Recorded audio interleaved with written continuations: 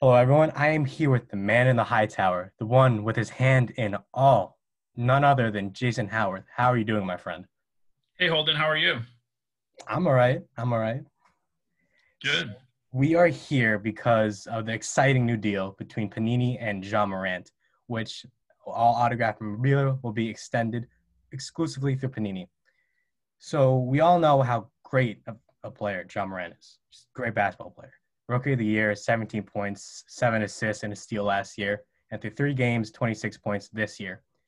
But the question is, how does Morant fit into Panini's vision for the future of their brand? Absolutely. So, we've been with Ja since before the NBA draft. So he came out from Murray State, and obviously had no idea where he was going to end up. Landed in Memphis with the number 2 pick, and went on and had a great season. Even with all the craziness of the pandemic, came back, played well in the bubble. And as we were starting to gear up for the start of this season, we wanted to extend our relationship with Ja as an exclusive Panini athlete for autograph trading cards and memorabilia. And as we started navigating that process, we thought about you know just how he plays the game, and the reasons why we wanted him was because of how he plays the game, his energy, his excitement. It really kind of transcends the Memphis market, and a lot of players sometimes have a hard time getting outside of their market. In Ja's case, the way he plays the game, and that energy and that passion translates to basketball fans all over the world. And so for us, we felt like it was a natural fit to extend Ja, bring that relationship to life, and really kind of celebrate him as he goes into year 2 of his NBA career. Yeah, Morant's just a spectacle to watch on the court, constant energy running up and down. I mean, look what he did the first game, 44 points. I mean, that just no random player does that. He's fantastic. So allow me to read from the official press release. Speaking of markets, the Memphis market, but now we're going to transition into the card market. It says there's been an unparalleled boom in the trading card industry, which is currently experiencing unprecedented growth as well as massive mainstream acceptance. Do you think you could elaborate on that for us? Yeah, absolutely. So, we started to see this, the increase in the interest in trading cards really start to rise over the last 24 months. On the basketball side specifically, from a global perspective, because of how people are opening up the product and they're doing online case breaks, and people are seeing what the cards look like now, compared to the 80s and 90s where it was just ink and paper. They're just so more artistic. There's different values equated to every card, based on their scarcity. And so that global marketplace has really kind of expanded on the NBA basketball side of it. And as follow up that year of Luka and Trae Young rookie seasons, and you go into the Ja Morant and Zion Williamson and Tyler Hero and Rui Hachimura rookie seasons, and Kobe White. I could go on. I mean, this class was amazing. But that really kind of sparked that increased level of interest and anticipation, and people want to go out and get those cards. And so we've seen unprecedented growth during the pandemic, because people were staying home and there were no sports going on, and there were at least able to participate in a community type forum with case breaking and opening up packs of cards and sharing that experience and getting excited about it, and then seeing the quality of the cards. Yeah, no, that's awesome. There's nothing like a brand new, fresh small packs. But what do you think the next step is for cards in the basketball culture?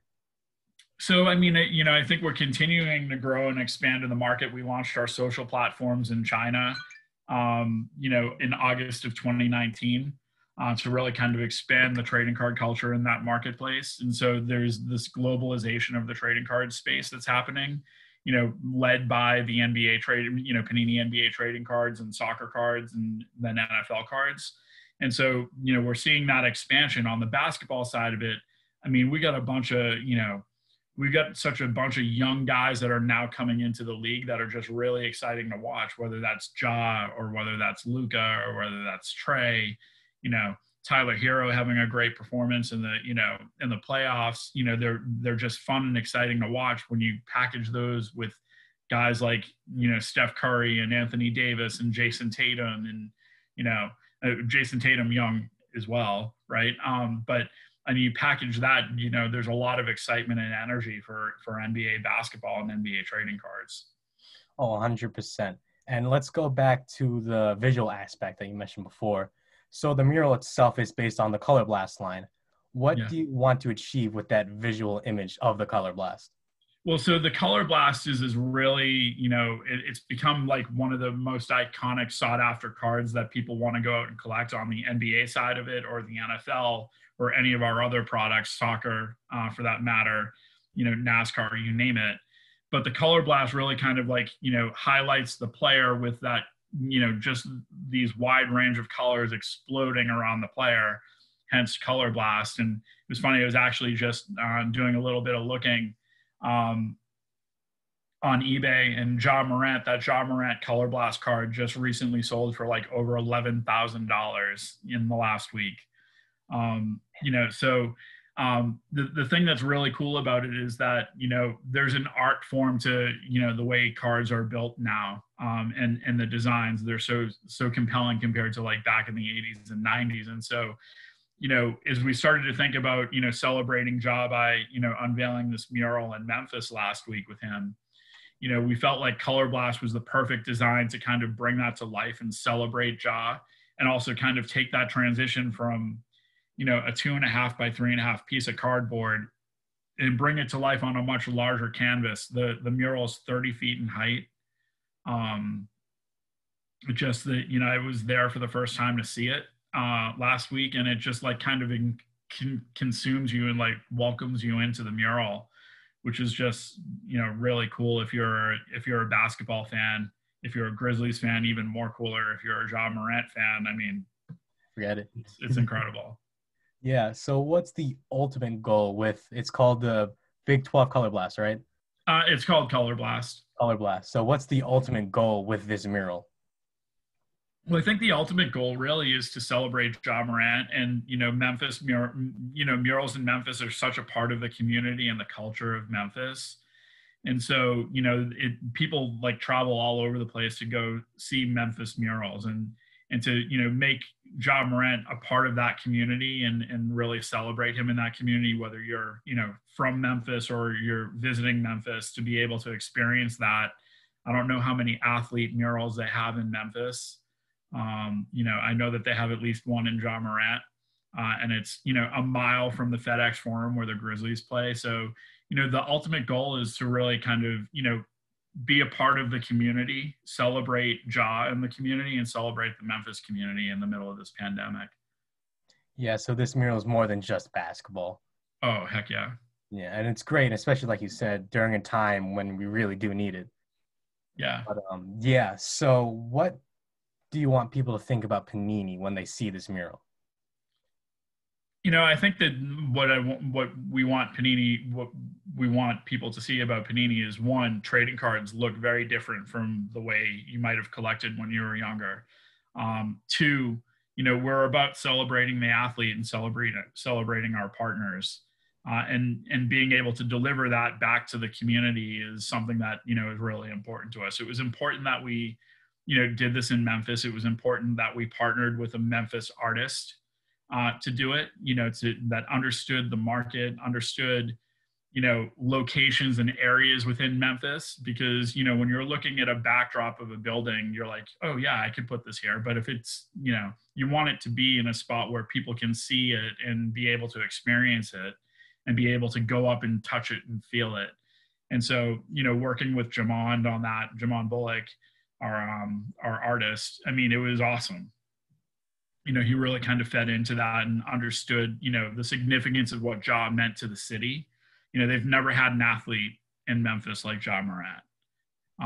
So that was a cool takeaway. Yeah. And that's what I definitely love about this. There's just this aura of, this is the city, we're in this together. So do you have a message to everyone out there in Memphis? Memphis, man, we, go Grizzlies. And, I mean, we're excited to see what happens. I mean, I can see people, coming around and taking their pictures in front of that mural. Come down, check it out. It's on the side of Slim and Husky's, new pizza place that just opened up there. It's a mile from the FedEx Forum. When we get fans back into the arena to watch games, check it out before the game, check it out after the game. I can see people like celebrating when, Ja takes the Grizzlies to the playoffs, in front of that mural, and just it's a part of the city now. Yeah.